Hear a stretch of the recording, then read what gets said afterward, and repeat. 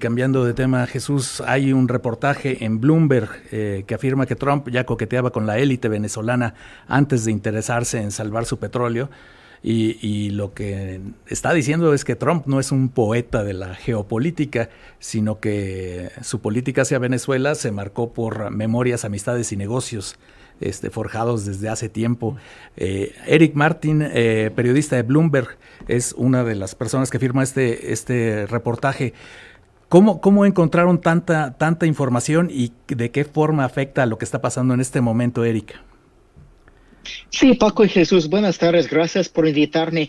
Fue para mí un proceso fascinante este reportaje porque yo logré hablar con y entrevistar a un compañero de clase de presidente Trump de los principios de los años 1960, también con algunas figuras quien lo conoce desde los años 80 y 90, y muy interesante para entender que no solo son las razones que escuchamos más públicamente, más frecuentemente, que de combatir la droga, el narcotráfico, a la migración no documentada y también a recuperar la producción petrolera, pero que sus amistades y sus relaciones que tenían con varios empresarios venezolanos, incluso Gustavo Cisneros, quien durante muchos años era el multimillonario más rico en el mundo, un venezolano con quien compitió el presidente Trump para comprar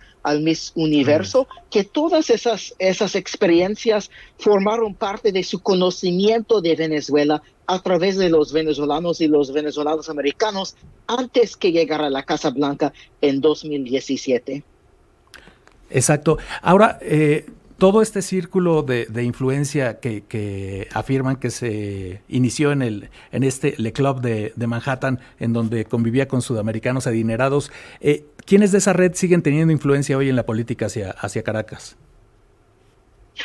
No tenemos evidencias de eso, pero es que cuando llegó a la Casa Blanca, Venezuela fue un país ya conocido a través de esas personas, es decir, que a través de su equipo, del equipo de fútbol. Imagínense el presidente Trump de 16, 17 años jugando en el equipo de fútbol de su colegiado, de su academia militar, y no hablo de fútbol americano, hablo de fútbol, ¿no? Es decir, Sí. que cuando era todavía un deporte que no jugaron mucho en Estados Unidos, que presidente Trump estaba en un equipo con jugadores, con sus colegas, otros compañeros de escuela de países de Sudamérica y Latinoamérica, incluso los de Venezuela. Entonces, que conocía a ese mundo mucho antes, por ejemplo, de mucha gente en Estados Unidos, y conocía la riqueza, la prosperidad de los años máximos de la producción petrolera de Venezuela. Y cuando habla de que Delcy Rodríguez, la ya presidente interina, va a ser grande Venezuela otra vez, es basada en su parcialmente basado en su conocimiento de esa época y lo que absorbió de esa época de productividad y de prosperidad de Venezuela antes de que llegó Hugo Chávez y Nicolás Maduro y cambiaron todo al socialismo. Hola Eric, ¿cómo estás? Te saluda Jesús Baena. Como parte de este trabajo, ¿te encontraste algunas pruebas, algunos documentos para saber si Donald Trump y este vínculo de antaño con Venezuela pues llegó a hacer acuerdos a través de intermediarios o de esta relación con empresarios de Caracas, o si en algún momento el propio Trump estuvo allá en Caracas, en Venezuela, directamente haciendo este tipo de negocios?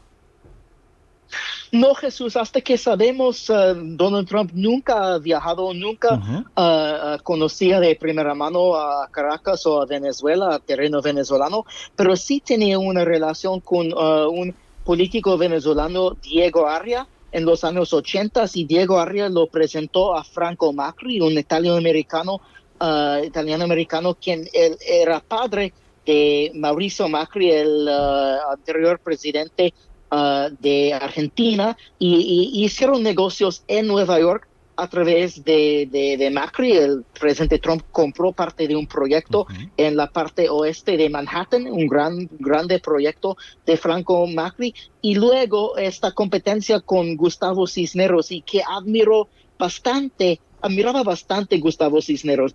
Pensó que él era todo el caballero cuando lo conoció a mediados de noventas, aunque Trump al final decidió, hablaron en algún momento sobre una posible participación o formación de una sociedad para comprar Miss Universo, y Trump luego lo compró él mismo y sintió un poco engañado al final el señor Cisneros de toda esa experiencia y esas reuniones y conversaciones.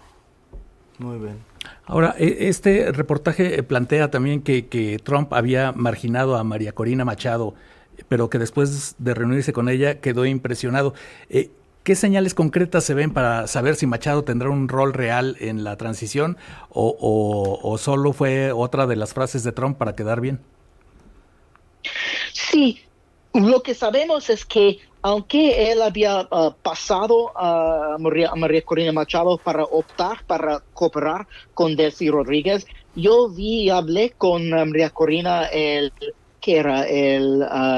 miércoles de esta semana, que yo la vi enfrente, tuvimos una conferencia de prensa enfrente del Departamento de Estado, y lo que puedo decir es que María Corina está convencida de que, y era muy firme en decir que la administración Trump sí contempla un papel para ella en la democracia futura de Venezuela, para participar, para ser una jugadora de ese proceso.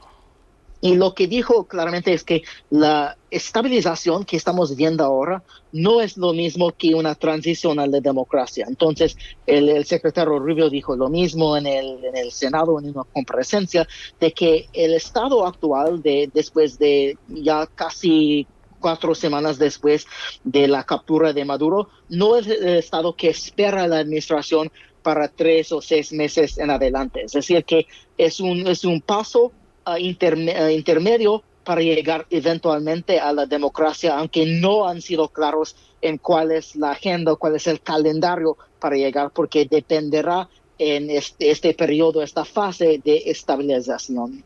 Perfecto. Erin Martin, periodista de Bloomberg, muchas gracias. Sigamos platicando porque este tema seguramente va a tener más de qué hablar. Sí, muchas gracias a ustedes. Gracias. Y cambiando de tema, ¿recuerdas, Jesús, el